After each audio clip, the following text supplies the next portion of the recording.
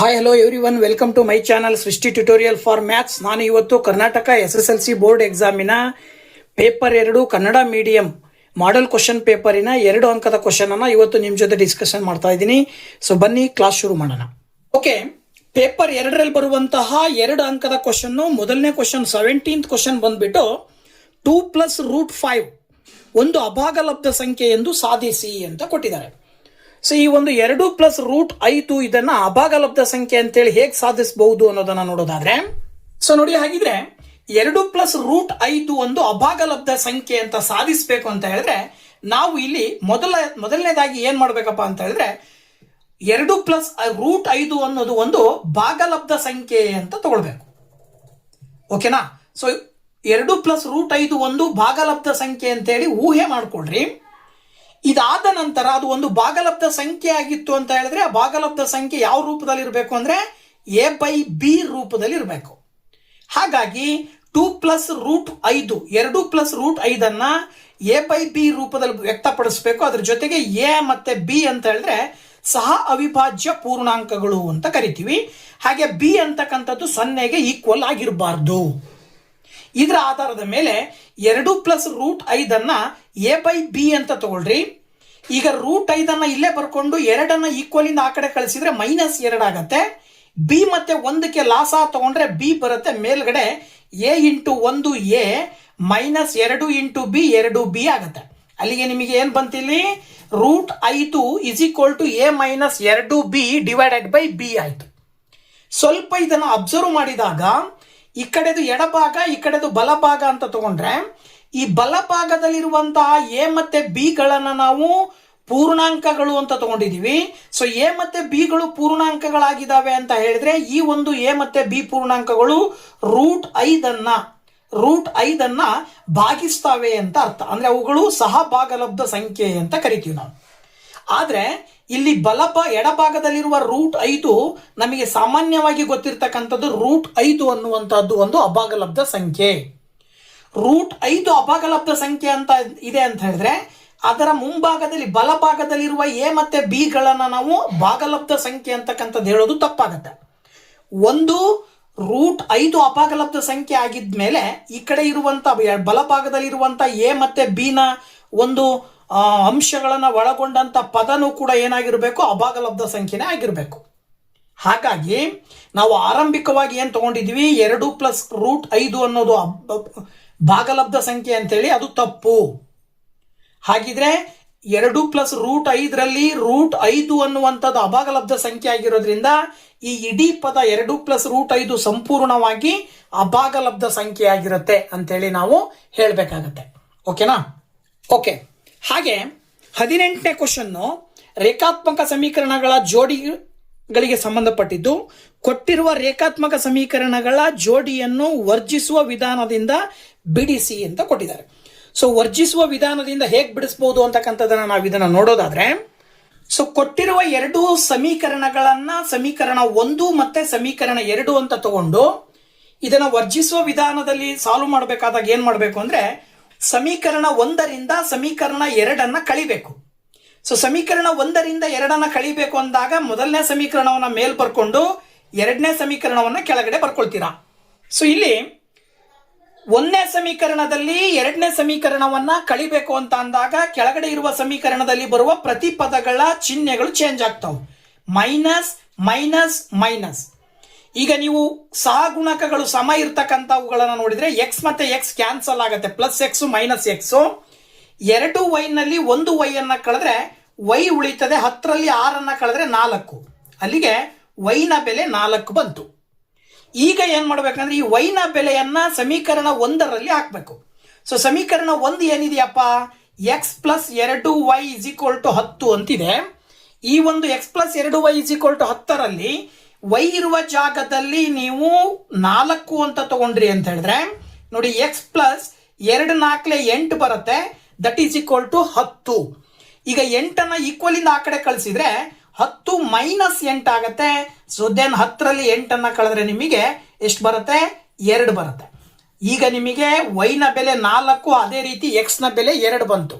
ಅಂದ್ರೆ ನಿಮಗೆ ಇಲ್ಲಿ ಏನ್ ಕೇಳಿದರೆ, ವರ್ಜಿಸುವ ವಿಧಾನದಿಂದ ಜೋಡಿಗಳನ್ನ ಸಮೀಕರಣಗಳನ್ನ ಸಂಪೂರ್ಣವಾಗಿ ಉತ್ತರವನ್ನ ಕಂಡುಹಿಡಿಯಿರಿ ಅಂದ್ರೆ ಅದರ ಅರ್ಥ ಎಕ್ಸ್ ನ ಬೆಲೆ ಮತ್ತು ವೈ ನ ಬೆಲೆ ಕಂಡುಹಿಡಿಯಿರಿ ಅಂತ. ಸೊ ಎಕ್ಸ್ ನ ಬೆಲೆ ಬಂದ್ಬಿಟ್ಟು 2, ಹಾಗೇನೆ ವೈ ನ ಬೆಲೆ ಬಂದ್ಬಿಟ್ಟು 4 ಅಂತೇಳಿ ಉತ್ತರ ಬರ್ತಾ ಇದೆ. ಓಕೆನಾ? ಹಾಗೆ 19ನೇ ಪ್ರಶ್ನೆ ನೋಡೋದಾದ್ರೆ 2 ಅಂಕದ್ದು, ಅಪವರ್ತನ ವಿಧಾನದಿಂದ 3x² minus 6x plus 3 is equal to 0 ಈ ವರ್ಗ ಸಮೀಕರಣದ ಮೂಲಗಳನ್ನು ಕಂಡು ಹಿಡಿಯಿರಿ ಅಂತ ಕೊಟ್ಟಿದ್ದಾರೆ. ಆಪ್ಷನ್ ಕೊಟ್ಟು ಇನ್ನೊಂದು ಪ್ರಶ್ನೆ ಕೊಟ್ಟಿದ್ದಾರೆ ಅದೇ ವರ್ಗ ಸಮೀಕರಣ ಪಾಠದ ಮೇಲೆ. ಸೊ ಈಗ ಮೊದಲು ಈ ಅಪವರ್ತನ ವಿಧಾನದಿಂದ ಈ ಸಮೀಕರಣದಲ್ಲಿ ಬರುವಂತಹ ಮೂಲಗಳನ್ನ ಕಂಡುಹಿಡಿಯೋದ್ರ ಬಗ್ಗೆ ನೋಡೋದಾದ್ರೆ, ಸೊ ನೋಡಿ ಏನ್ ಮಾಡ್ತೀವಿ, ವರ್ಗ ಸಮೀಕರಣವನ್ನ ಬರ್ಕೊಂಡ ನಂತರದಲ್ಲಿ ಆ ವರ್ಗ ಸಮೀಕರಣವನ್ನ ಅಪವರ್ತನ ಮಾಡಬೇಕು ಅಂದ್ರೆ ಏನ್ ಮಾಡ್ಬೇಕಪ್ಪ ಅಂದ್ರೆ, ಈ ಕೊಟ್ಟಿರುವ ವರ್ಗ ಸಮೀಕರಣದ x² ನ ಸಹಗುಣಕ ಮತ್ತು ಸಾಮಾನ್ಯವಾಗಿರುವಂತಹ ಸಂಖ್ಯೆ ಇವೆರಡು ಸಂಖ್ಯೆಗಳನ್ನು ಗುಣಾಕಾರ ಮಾಡ್ಕೊಳ್ಬೇಕು. 3 × 3 ಎಷ್ಟು ಬರುತ್ತೆ? 9 ಬರುತ್ತೆ. ಈಗ ನೀವು 9ಅನ್ನ 2 ಸಂಖ್ಯೆಗಳಾಗಿ ವಿಭಾಗಿಸ್ಕೊಳ್ಬೇಕು. ನೀವು ತೆಗೆದುಕೊಳ್ಳುವ 2 ಸಂಖ್ಯೆಗಳನ್ನ ಕೂಡಿದ್ರೆ x ನ ಸಹಗುಣಕ ಬರಬೇಕು, ಅಥವಾ ಕಳೆದ್ರೂ ಕೂಡ x ನ ಸಹಗುಣಕ ಬರಬೇಕು. ಆ 2 ಸಂಖ್ಯೆಗಳನ್ನ ಗುಣಾಕಾರ ಮಾಡಿದ್ರೆ ಇಲ್ಲಿ ಮೇಲ್ಗಡೆ ಇರುವ ಸಂಖ್ಯೆ ಬರಬೇಕು.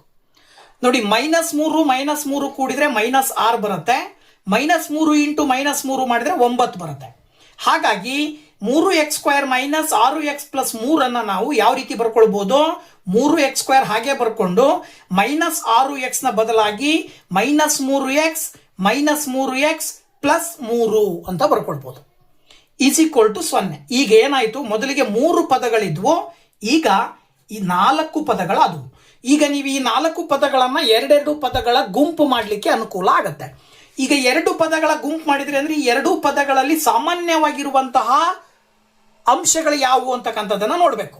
ಈಗ ಈ 2 ಪದಗಳ ಗುಂಪಿನಲ್ಲಿ ಸಾಮಾನ್ಯವಾಗಿರುವಂತಹ ಅಂಶ ಯಾವ್ದು ಅಂದ್ರೆ 3 ಸಾಮಾನ್ಯವಾಗಿದೆ, ಹಾಗೇನೆ x ಸಾಮಾನ್ಯವಾಗಿದೆ. ಈಗ ಇದರಲ್ಲಿ x ಉಳಿತು, ಮೈನಸ್ ಇದರಲ್ಲಿ ಏನೂ ಉಳಿದಿಲ್ಲ, ಹಾಗಾಗಿ 1 ಅಂತ ತಗೊಳ್ತೀರಾ. ಅದೇ ರೀತಿ ಇವೆರಡರಲ್ಲೂ ಕಾಮನ್ ಆಗಿರೋದು -3, ಆಗ ಇಲ್ಲಿ x ಉಳಿತದೆ, ಇಲ್ಲೂ ಕೂಡ -1 ಉಳಿತದೆ. ಈಗ ಇದಿಷ್ಟನ ಒಂದು ಅಪವರ್ತನ ಅಥವಾ ಒಂದು ಪದ ಅಂತ ಕನ್ಸಿಡರ್ ಮಾಡಿದ್ರೆ ಈ ಪದದಲ್ಲಿ x-1 ಇದೆ, ಈ ಪದದಲ್ಲೂ ಕೂಡ ಇದೆ.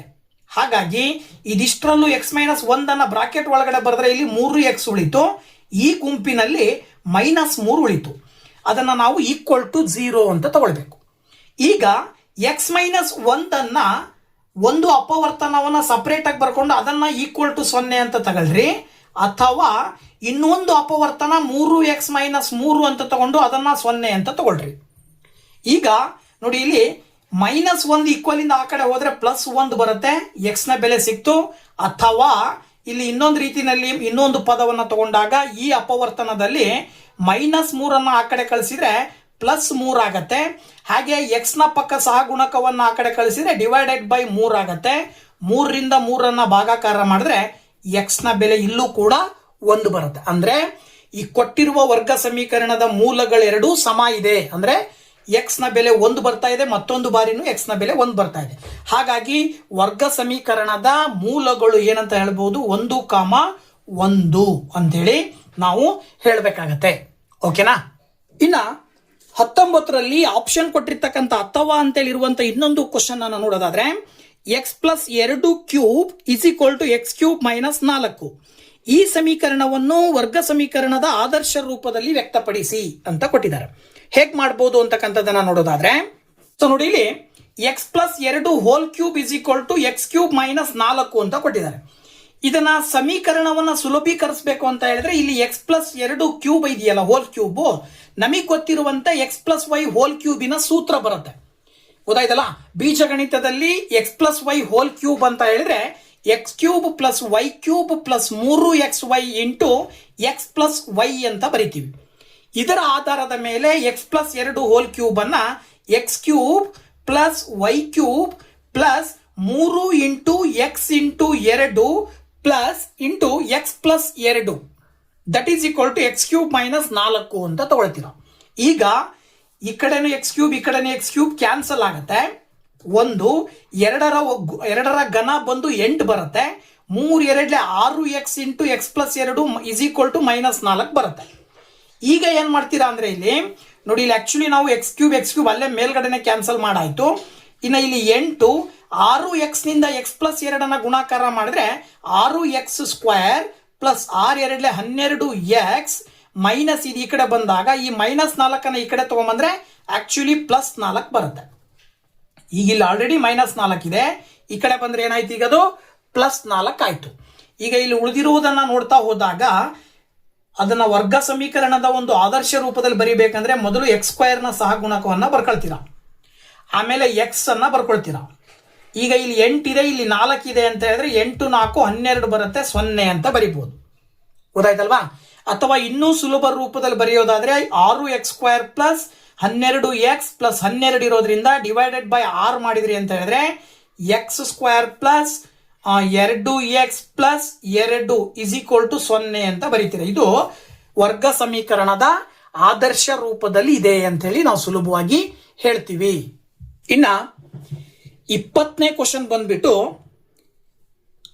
6 10 14 ಡಾಟ್ ಡಾಟ್ ಡಾಟ್ ಈ ಸಮಾಂತರ ಶ್ರೇಣಿಯ 20 ಪದಗಳ ಮೊತ್ತವನ್ನು ಸೂತ್ರದ ಸಹಾಯದಿಂದ ಕಂಡುಹಿಡಿಯಿರಿ ಅಂತ ಕೊಟ್ಟಿದ್ದಾರೆ. ತುಂಬಾ ಸುಲಭವಾಗಿ ಹೇಳ್ಬೋದು ನೋಡಿ. ಕೊಟ್ಟಿರುವ ಸಮಾಂತರ ಶ್ರೇಣಿಯನ್ನ ಬರ್ಕೊಳ್ಳೋದಾದ್ರೆ 6 10 14 ಡಾಟ್ ಡಾಟ್ ಡಾಟ್. ಇದ್ರ ಪ್ರಕಾರ ನಿಮಗೆ ಮೊದಲನೇ ಪದವನ್ನ ನಾವು ಎ ಅಂತ ತಗೊಳ್ತೀವಿ. ಎರಡನೇ ಪದದಲ್ಲಿ ಮೊದಲನೇ ಪದವನ್ನ ಕಳೆದ್ರೆ 10ರಲ್ಲಿ 6 ಕಳೆದ್ರೆ ನಮಗೆ ಸಾಮಾನ್ಯ ವ್ಯತ್ಯಾಸ ಸಿಗುತ್ತೆ. ಹಾಗೇನೆ ಅಲ್ಲಿ ನಿಮಗೆ ಮೊದಲ 20 ಪದಗಳ ಮೊತ್ತ ಕಂಡುಹಿಡಿಯಕ್ಕೆ ಕೇಳಿರೋದ್ರಿಂದ ಎನ್ ಬೆಲೆ ಬಂದ್ಬಿಟ್ಟು 20. ಸೊ ಎಸ್ ಎನ್ ಕಂಡುಹಿಡಿಬೇಕು ನೀವು. ಸೊ ಮೊದಲ 20 ಪದಗಳ ಮೊತ್ತ ಕಂಡುಹಿಡಿಯಿರಿ ಅಂತ ಕೇಳಿರೋದ್ರಿಂದ ಪದಗಳ ಮೊತ್ತ ಕಂಡುಹಿಡಿಯುವ ಸೂತ್ರ ಬಂದ್ಬಿಟ್ಟು S N is equal to n/2 into 2a plus n-1 into D ಅಂತ ಹೇಳ್ತೀವಿ. ಅಲ್ಲಿಗೆ S20 is equal to N ಅಂತ ಹೇಳಿದ್ರೆ 20 divided by 2 into 2 into A ಅಂತ ಹೇಳಿದ್ರೆ 6 ಪ್ಲಸ್ ಎನ್ ಅಂತ ಹೇಳಿದ್ರೆ 20 ಮೈನಸ್ 1 ಇಂಟು ಡಿ ಅಂತ ಹೇಳಿದ್ರೆ 4. ಇದನ್ನ ಸುಲಭ ರೂಪದಲ್ಲಿ ಬರಿತಾ ಹೋದಾಗ 2 10 20 ಬರುತ್ತಲ್ವಾ. ಇನ್ನ 2 6 12 20ರಲ್ಲಿ 1 ಹೋದ್ರೆ 19 ಇಂಟು 4 ಮಾಡ್ತೀರಾ. ಇನ್ನ S20 is equal to 10 into 12 plus 19 ಮತ್ತೆ 4 ಗುಣಾಕಾರ ಮಾಡಿದ್ರೆ 76 ಬರುತ್ತೆ. ಓಕೆನಾ? ಅಲ್ಲಿಗೆ S20 is equal to 10 into 12ಕ್ಕೆ 76 ಸೇರಿಸಿದ್ರೆ 88 ಬರುತ್ತೆ. ಈಗ ನೀವು S20 is equal to 10 into 88 ಗುಣಾಕಾರ ಮಾಡಿದ್ರೆ 880 ಬರುತ್ತೆ. ಅಂದ್ರೆ ಅದರ ಅರ್ಥ ಏನು? ಈ ಒಂದು ಶ್ರೇಣಿಯಲ್ಲಿ ಕೊಟ್ಟಿರುವಂತಹ ಶ್ರೇಣಿಯಲ್ಲಿ ಮೊದಲ 20 ಪದಗಳ ಮೊತ್ತವು 880 ಅಂತ ಹೇಳಿ ಬರಿತೀರಾ. ಓಕೆನಾ? ಹಾಗೆ 20ನೇ ಪ್ರಶ್ನೆ ಇನ್ನೊಂದು ಆಪ್ಷನ್ ಕೊಟ್ಟಿದ್ದಾರೆ ಅಥವಾ ಅಂತ ಹೇಳಿ, ಅದು ಕೂಡ ಸಮಾಂತರ ಶ್ರೇಣಿಯಲ್ಲೇ ಇರ್ತಕ್ಕಂಥದ್ದು. 2 7 12 ಈ ಸಮಾಂತರ ಶ್ರೇಣಿಯ ಎಷ್ಟನೇ ಪದ 47 ಆಗಿರುತ್ತದೆ ಎಂದು ಸೂತ್ರದ ಸಹಾಯದಿಂದ ಕಂಡುಹಿಡಿಯಿರಿ ಅಂತ ಕೊಟ್ಟಿದ್ದಾರೆ. ಅಂದ್ರೆ ಇಲ್ಲಿ ನೀವು ಎನ್ ಕಂಡುಹಿಡಿಬೇಕಾಗತ್ತೆ. ಕೊಟ್ಟಿರುವ ಶ್ರೇಣಿಯಲ್ಲಿ 47ನೇ ಪದವನ್ನ ನೀವು ಎನ್ ಅಂತ ತಗೊಂಡು ಎನ್ನಿನ ಬೆಲೆ ಕಂಡುಹಿಡಿಬೇಕು. ನೋಡಿ, ಇಲ್ಲೂ ಕೂಡ ಸಮಾಂತರ ಶ್ರೇಣಿಯ ಮೊದಲನೇ ಪದವನ್ನ ಎ ಅಂತ ತಗೊಳ್ತೀರಿ. ಸಾಮಾನ್ಯ ವ್ಯತ್ಯಾಸ ಅಂದ್ರೆ ಎರಡನೇ ಪದದಲ್ಲಿ 1ನೇ ಪದವನ್ನ ಕಳಿತೀರಾ, 5 ಬರುತ್ತೆ. ಎನ್ ಕಂಡುಹಿಡಿಬೇಕು. ಕೊನೆಯ ಪದವನ್ನ ಎನ್ ಅನ್ನ ನೀವು 47 ಅಂತ ತಗೊಳ್ರಿ. ಈಗ A plus n-1 into D is equal to N ಅಂತಕ್ಕಂಥದ್ದು ಎನ್ನನೇ ಪದವನ್ನ ಕಂಡುಹಿಡಿಯುವಂತ ಸೂತ್ರ. ಸೊ ಈ ಸೂತ್ರಕ್ಕೆ ಬೆಲೆಗಳನ್ನ ನೀವು ಹಾಕಿದಾಗ ನೋಡಿ, ಎ ಅಂತ ಹೇಳಿದ್ರೆ 2 ಪ್ಲಸ್ n-1 ಇಂಟು ಡಿ ಅಂತ ಹೇಳಿದ್ರೆ 5 ಇಸ್ ಈಕ್ವಲ್ ಟು 47.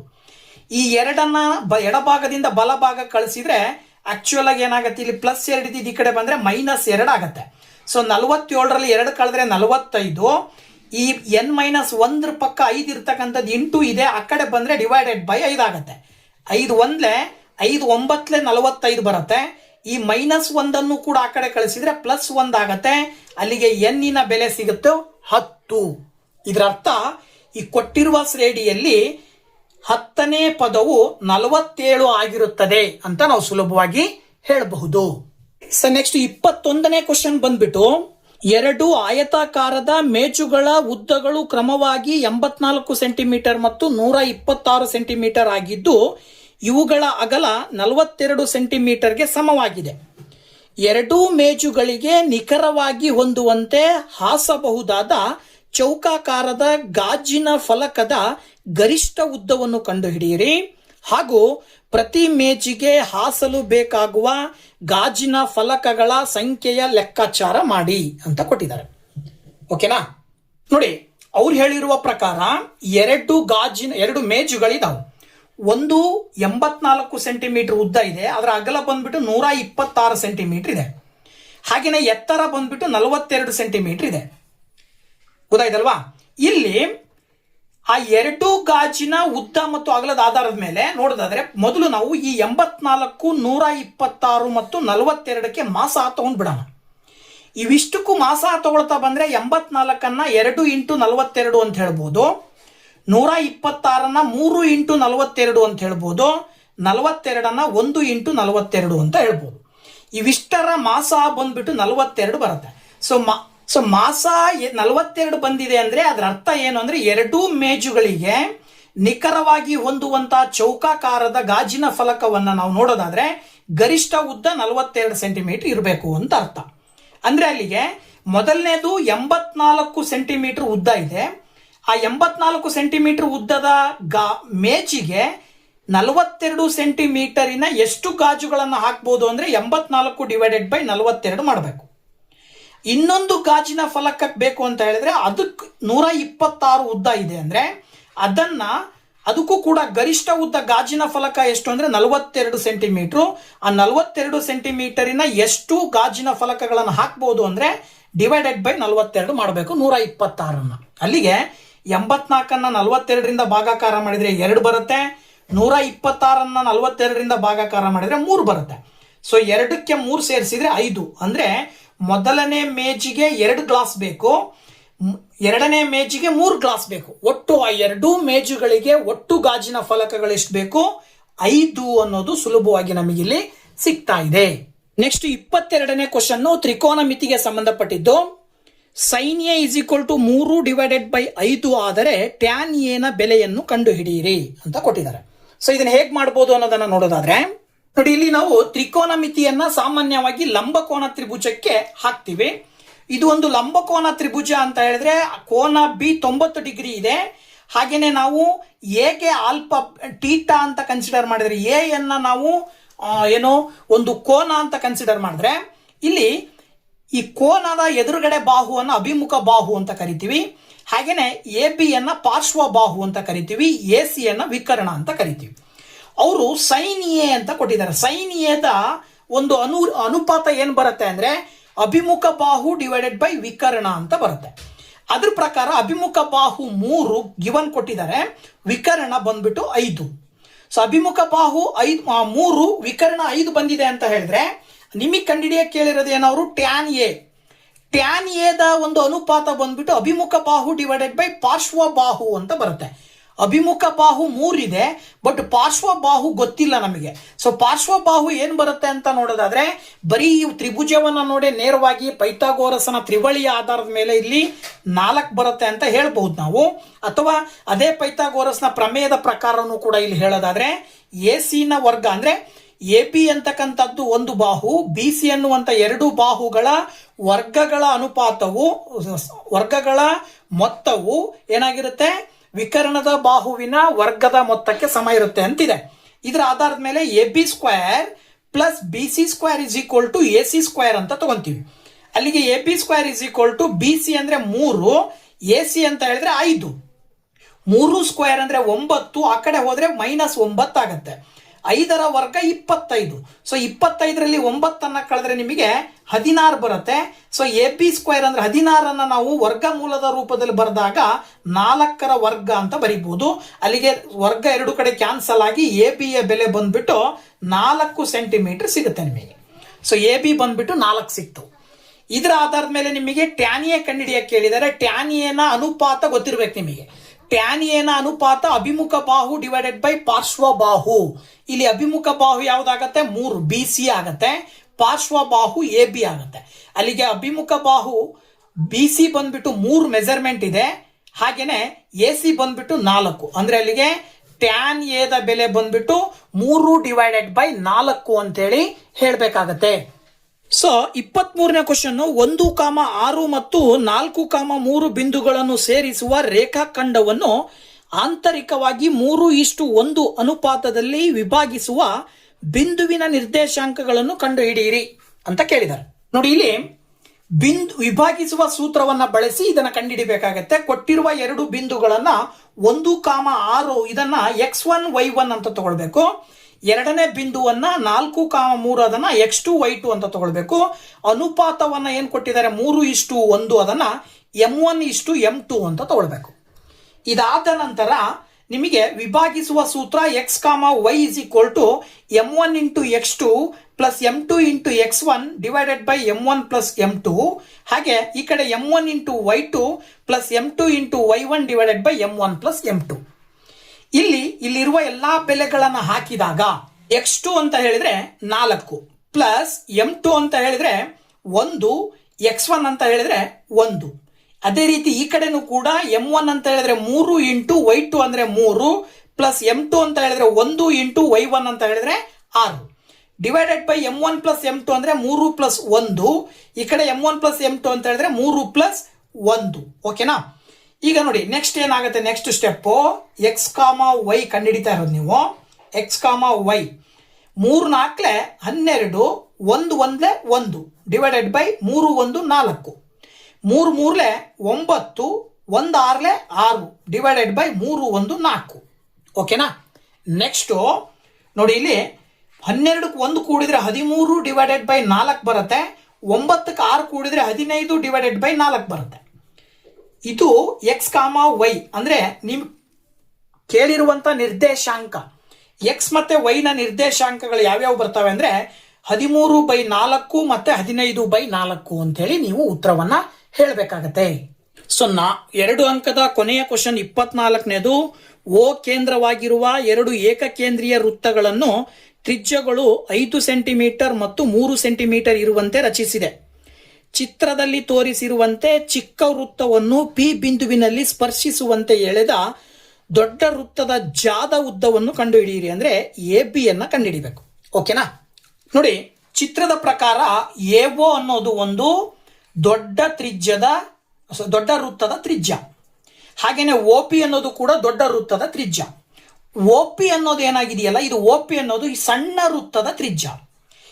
AP ಅನ್ನುವಂಥದ್ದು ಒಂದು ಚಿಕ್ಕ ವೃತ್ತಕ್ಕೆ ಎಳೆದಂತ ಒಂದು ಸ್ಪರ್ಶಕ.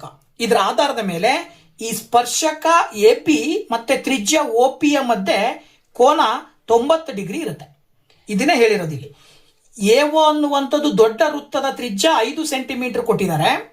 OP ಅನ್ನುವಂಥದ್ದು ಸಣ್ಣ ವೃತ್ತದ ತ್ರಿಜ್ಯ 3 ಸೆಂಟಿಮೀಟರ್ ಕೊಟ್ಟಿದ್ದಾರೆ. ಅಲ್ಲಿಗೆ ನೀವು ಮೊದಲು AP ಕಂಡಿಡ್ಕೊಂಡ್ರೆ ಆಯ್ತು. ನೋಡಿ, ಇಲ್ಲಿ OP ಮತ್ತು AP ಯ ಮಧ್ಯೆ ಕೋನ 90 ಡಿಗ್ರಿ ಯಾಕೆ ಅನ್ನೋದನ್ನ ಹೇಳಿದೀನಿ. ಇಲ್ಲಿ ವೃತ್ತಕ್ಕೆ ಎಳೆದ ಸ್ಪರ್ಶಕ ಮತ್ತು ವೃತ್ತದ ತ್ರಿಜ್ಯದ ನಡುವಿನ ಕೋನವು 90 ಡಿಗ್ರಿ ಆಗಿರುತ್ತದೆ ಅಂತೇಳಿ ಇದೇ ವೃತ್ತಗಳು ಪಾಠದಲ್ಲಿ ಒಂದು ಪ್ರಮೇಯ ಬರುತ್ತೆ. ಅದರ ಆಧಾರದ ಮೇಲೆ ಕೋನ P is equal to 90 degree ಇದೆ ಅಂದ್ರೆ ಪೈಥಾಗೋರಸ್ನ ಪ್ರಮೇಯ ಏನ್ ಹೇಳುತ್ತೆ, ಕರ್ಣದ ಮೇಲಿನ ವರ್ಗವು ಉಳಿದೆರಡು ಬಾಹುಗಳ ವರ್ಗಗಳ ಮೊತ್ತಕ್ಕೆ ಸಮ ಇರುತ್ತೆ. ಇದರ ಆಧಾರದ ಮೇಲೆ AP square plus OP square is equal to AO square. ನಿಮಗೆ AP ಸ್ಕ್ವೇರ್ ಬೇಕು, OP ನ ಆ ಕಡೆ ಕಳಿಸಿದ್ರೆ ಮೈನಸ್ OP ಸ್ಕ್ವೇರ್ ಆಗುತ್ತೆ. ಬೆಲೆಗಳನ್ನ ಹಾಕಿದ್ರೆ AO ಅಂದ್ರೆ 5ರ ವರ್ಗ, OP ಅಂತ ಹೇಳಿದ್ರೆ 3ರ ವರ್ಗ. 5ರ ವರ್ಗ 25, 3ರ ವರ್ಗ 9. ಸೊ 25ರಲ್ಲಿ 9 ಕಳೆದ್ರೆ 16 ಬರುತ್ತೆ. ಅಂದ್ರೆ AP square is equal to 16 ಆದ್ರೆ AP ಯ ಬೆಲೆ ಏನಾಗಿರುತ್ತೆ 4 ಸ್ಕ್ವೇರ್ ಅಂತ ತಗೊಳ್ತೀರಿ. ಅಲ್ಲಿಗೆ 4 ಸ್ಕ್ವೇರ್ ಕ್ಯಾನ್ಸಲ್ ಆಗಿ AP ಯ ಬೆಲೆ 4 ಸೆಂಟಿಮೀಟರ್ ಬರುತ್ತೆ. ಇಲ್ಲಿ OA ಮತ್ತು OB ಒಂದೇ ವೃತ್ತದ 2 ತ್ರಿಜ್ಯಗಳಾಗಿರೋದ್ರಿಂದ OA ನ ಮೆಜರ್ಮೆಂಟ್ ಎಷ್ಟಿರುತ್ತೋ OB ನ ಮೆಜರ್ಮೆಂಟ್ ಅಷ್ಟೇ ಇರುತ್ತೆ. ಹಾಗಾಗಿ OP 5 ಸೆಂಟಿಮೀಟರ್ ಇದೆ ಅಂತ ಹೇಳಿದ್ರೆ OP ನು 3 ಸೆಂಟಿಮೀಟರ್ ಇದೆ ಅಂತ ಹೇಳಿದ್ರೆ PP ಯ ಬೆಲೆ 4 ಸೆಂಟಿಮೀಟರ್ ಇರುತ್ತೆ. ಸೊ PP ಯ ಬೆಲೆ 4 ಸೆಂಟಿಮೀಟರ್ ಇದೆ ಅಂತ ಹೇಳಿದ್ರೆ ನೀವು ತಿಳ್ಕೊಬೇಕಾಗಿರೋದು AP ಬೇಕು ಅಂದ್ರೆ AP ಪ್ಲಸ್ BP ತಗೊಳ್ತೀರಾ. ಸೊ AP ಪ್ಲಸ್ BP ಅಂತ ಹೇಳಿದ್ರೆ 4 ಸೆಂಟಿಮೀಟರ್ ಬರುತ್ತೆ. So that AP plus BP is equal to 4 centimetre plus 4 centimetre ಅಂತ ಹೇಳಿದ್ರೆ 8 ಸೆಂಟಿಮೀಟರ್ ಆಯ್ತು. ಸೊ AP ಯ ಉದ್ದ ಬಂದ್ಬಿಟ್ಟು 8 ಸೆಂಟಿಮೀಟರ್ ಅಂತ ಹೇಳಿ ನೀವು ಹೇಳ್ಬೇಕಾಗತ್ತೆ. ಸೊ 2 ಅಂಕದ 2ನೇ ಪೇಪರಿನ ಕ್ವಶನ್ಸ್ ಅನ್ನ ಇವತ್ತು ನಿಮ್ ಜೊತೆ ಡಿಸ್ಕಷನ್ ಮಾಡಿದ್ದೀನಿ. ಮುಂದಿನ ವಿಡಿಯೋದಲ್ಲಿ 3 ಅಂಕದ ಕ್ವಶನ್ ಒಂದಿಗೆ ಬರ್ತೀನಿ. ಅಲ್ಲಿ ತನಕ ವೇಟ್ ಮಾಡ್ತಾ ಇರಿ ಅಂತ ಹೇಳ್ತಾ thank you very much. Bye bye.